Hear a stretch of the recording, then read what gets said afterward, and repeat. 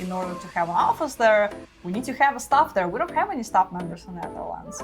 As soon as the war's over, we're going back to Ukraine.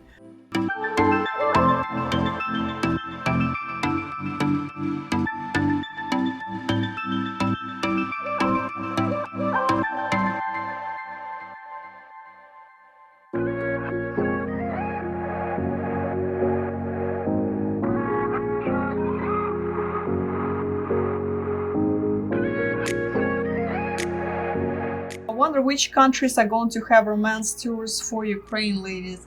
Well, it's a great question. We don't have an answer for that yet.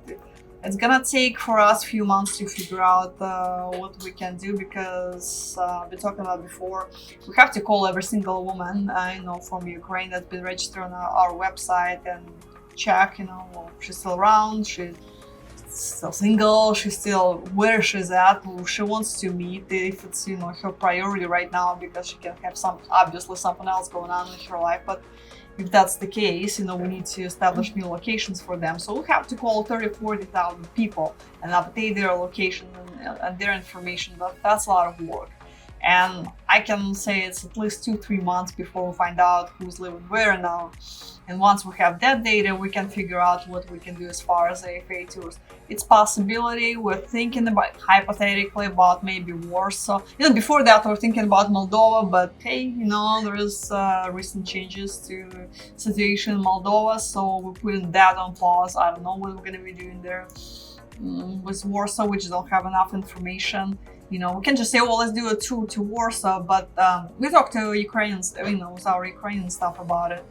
And they said, okay, so we can say, let's have a social in Warsaw, but do we know how many people are going to attend? Because women right now are scattered all over Poland, for example. Some in Krakow, some, in other cities.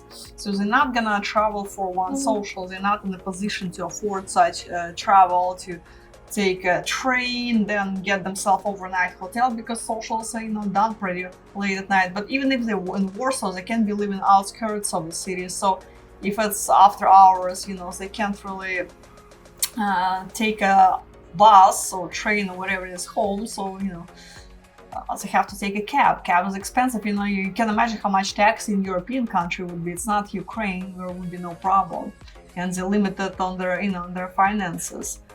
So there's a lot of challenges, and again, we don't know how many people would attend, so we kind of just getting all the information around it at the moment. But hopefully in about months we can tell you.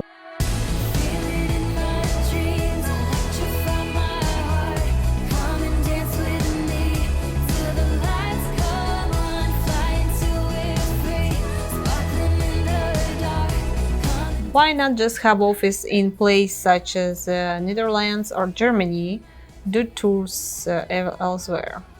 Well, again, there is some complications with that. We're trying to figure out, it is a possibility, but we need to figure out some logistics. In order to have an office there, we need to have a staff there. We don't have any staff members in the Netherlands. So, either we relocate them and have them establish their life there, but, we don't know how it's gonna go. And we talked to the staff too. One thing they say, we don't want to really plant our roots here. So even if somebody's in Germany right now, they're saying, well, as soon as the war's over, we're going back to Ukraine.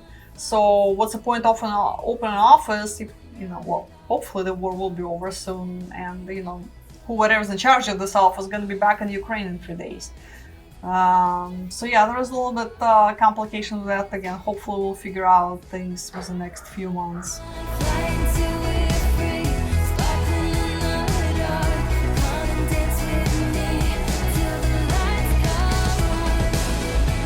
Searching for that one special woman to complete your life?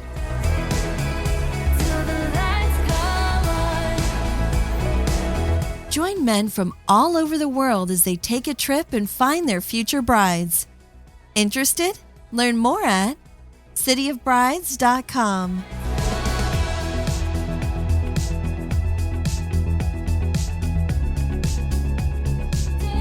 If you enjoyed this video, be sure to give us a thumbs up and subscribe to our channel. Then click on the notice bell to get notified every time we add something new. City of Brides.